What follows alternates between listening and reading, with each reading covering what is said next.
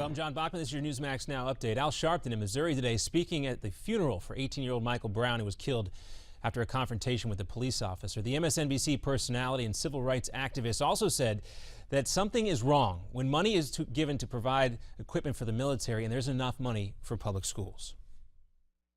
He wants to be remembered as the one that made America deal with how we gonna police in the United States.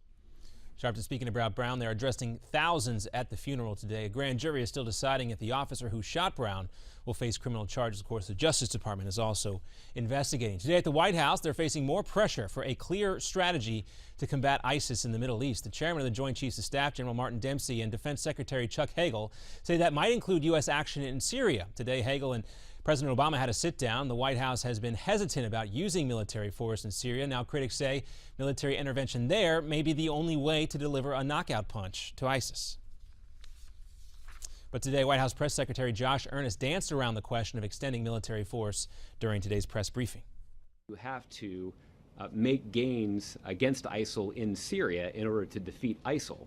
What you shouldn't necessarily do is jump to the conclusion that that means robust American military action is required in Syria to further or accomplish that goal. Well, just a few days after ISIS overran another important military installation, Syria's government is warning the United States to stay out and says if the U.S. extends air campaigns across the Iraqi border, it would constitute, quote, an act of aggression. Still, members of Congress are pressing the administration. Not long ago, Senator Lindsey Graham tweeted that, quote, the stronger they grow over there, the more danger we are over here. He also tweeted that President Obama is becoming derelict in his duties as commander-in-chief for not having a clear strategy. Attorneys for Rick Perry want a judge to dismiss the charges against the Republican governor. A Texas prosecutor, of course, is accusing Perry of abusing his gubernatorial veto powers. Perry's attorneys say the charges are too vague. Perry cut off more than $7 million in funds to a unit which prosecutes public corruption in Texas. This after the unit's leader was arrested for drunk driving and then refused to step down. And in California, Napa Valley may need up to $4 billion to recover from this weekend's earthquake.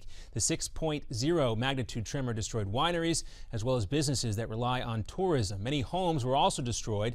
This was the strongest earthquake to hit Northern California in more than 2 decades. Also, this afternoon, first responders were still checking for gas leaks, and utility officials say all the power outages should be resolved very soon. This has been your Newsmax Now update. I'm John Bachman. We'll have more in 30 minutes. Now back to the Steve Malzberg Show.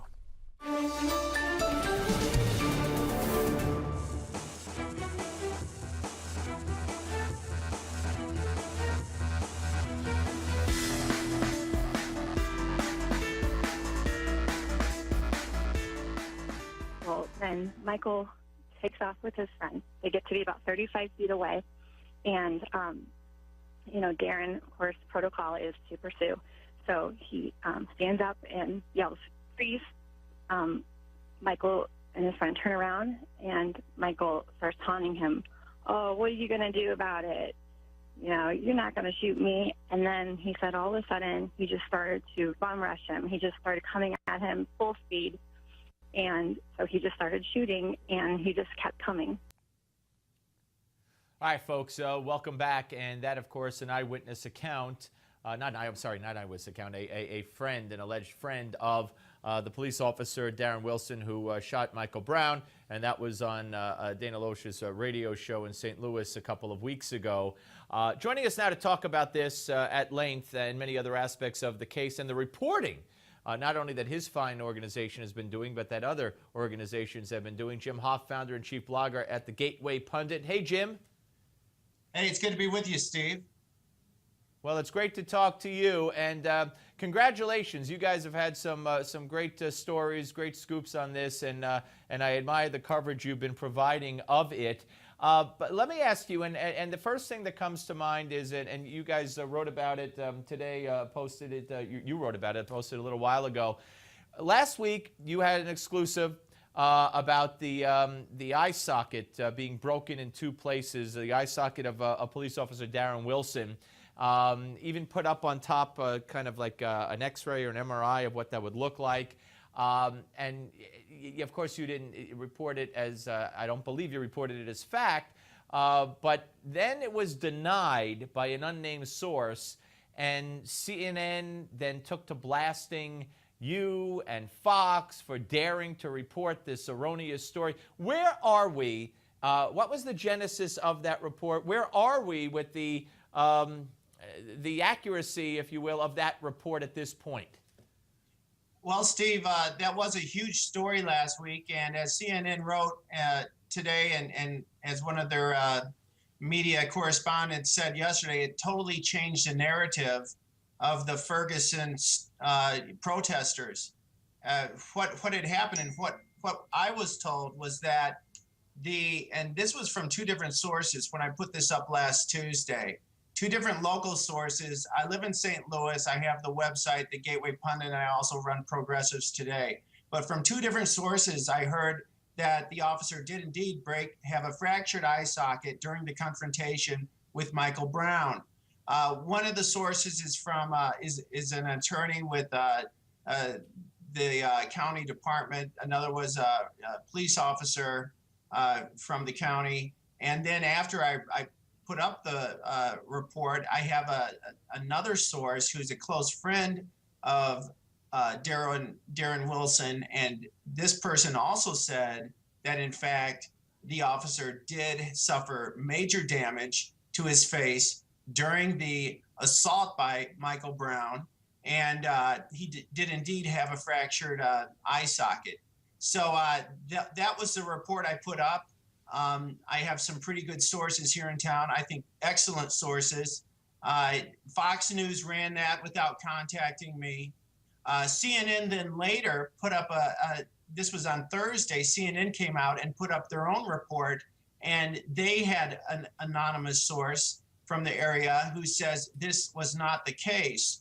Well, since CNN put their report up, ABC and the Washington Post also through their sources, and I have no idea who they are, came out and said that he also suffered a fractured eye socket. So that's where we stand right now. I'm still trying to find, as much information as I can.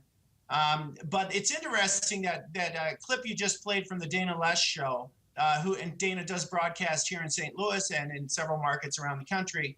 That caller, her name is Josie, and she's part of the tight-knit group that is supporting Officer Darren Wilson. And after she gave that call, the friends of Darren Wilson really beat up on her for going public. So that's a whole different story, how Darren Wilson supporters are dealing with this crisis.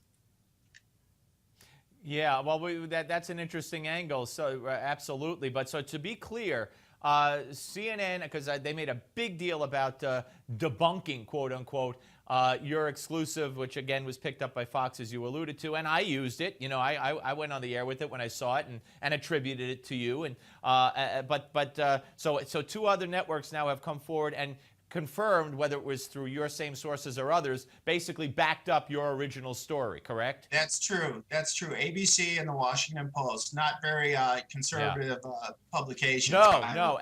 And in fact, Jim, sorry to interrupt you. You also there's a story here at Gateway Pundit, and I think it was a guest post by Kristen Taylor, talking about how the Washington Post sent 9 reporters.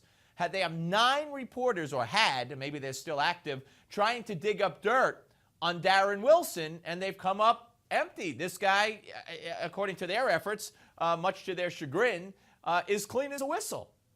That's right. They couldn't find anything with 9 reporters. It's just amazing. It's like they Sarah Palin this police officer with all the reporters that they sicked on him. They couldn't find anything. The guy, it seems like he's just a mild-mannered cop who's doing his job. So this whole narrative that was painted by the left is just being blown apart in pieces. The first, of course, was when when the officers in the county released video of Michael Brown robbing that store. That was the first piece. And then last week, when we found out how damaged this police officer was during the confrontation, the left doesn't have, today they sent the White House sent 3 officials to the funeral. One is someone who is an expert in get out the vote. So that's what they're doing with this, the White House. They're turning it into a voter registration drive. Yeah, that's very sad indeed. We have the grand jury. The makeup is reportedly 7 males, 5 females, 9 whites, and 3 African Americans. You know, I don't know, but I think that I agree with Kendall Coffey, a famed attorney, who told me last week that by Eric Holder going down there, and I have all kinds of problems with it, but maybe perhaps the most significant is that if there's not an indictment, what he's done is he's raised expectations to the point where if there's no indictment when push comes to shove in October, the powder keg is really going to explode. Oh, absolutely. It's just unbelievable what Holder did. And to comment on the jury, the makeup of the jury, St. Louis County is majority white. Of course, a lot of the whites fled to St. Louis City, you know, years ago, and so they're out in the county. Up North County is predominantly turning into a black area. You know, as we're seeing with Ferguson, it's 60% black today. It used to be a very white suburb, of course. You probably read that already. So it's not a surprise that the county makeup of this jury would be majority white. Of course, that doesn't get, you know, told in the media. Another thing that isn't told is the fact that the Ferguson police force, we've heard time and time again from the liberal media that it's like 95% white.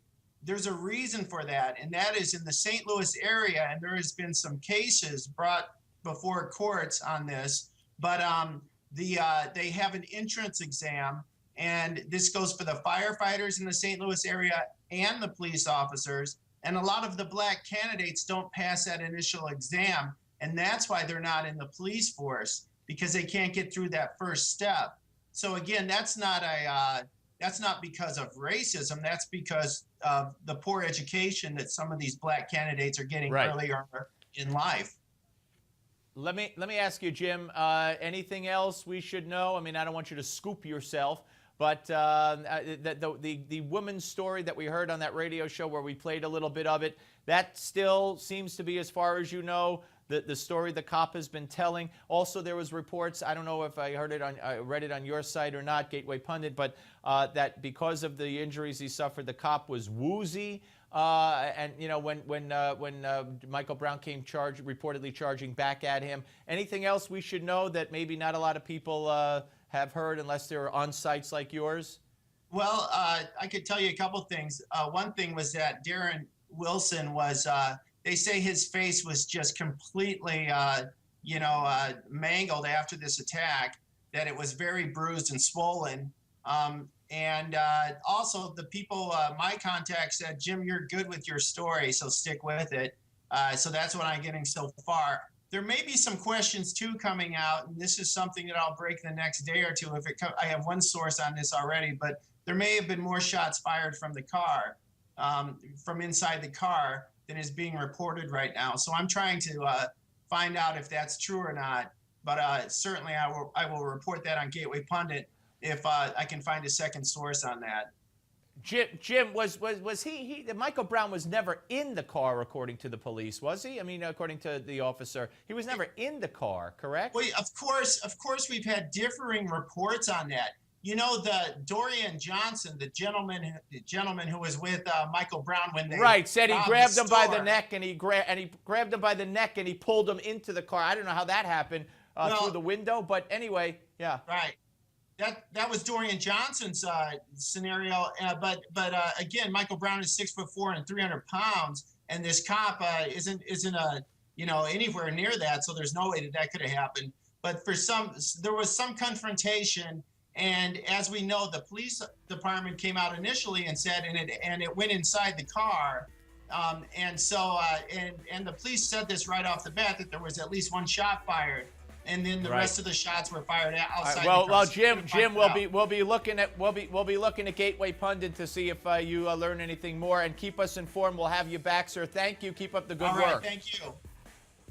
Jim Hoft, ladies and gentlemen, Gateway Pundit. Up next, columnist for the Wall Street Journal and editor of its online journal, James Taranto.